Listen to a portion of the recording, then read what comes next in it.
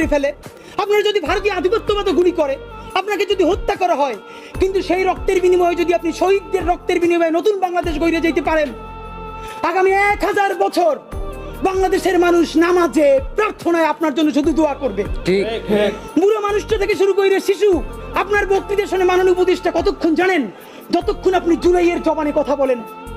বাংলাদেশে গত 50 বছরে কোন রাষ্ট্রপ্রধানের 30 মিনিট 40 মিনিটের বক্তৃতা, রিক্সা চালক, ভ্যান চালক, সবজি বিক্রেতা, বিশ্ববিদ্যালয়ের প্রফেসর, ছাত্র জনতা আধা ঘন্টা বসে তার বক্তৃতা শুনে নজির নাই, যেটা আপনারটা হইছে। ঠিক। এটা কিন্তু আপনার চেহারা দেখে না।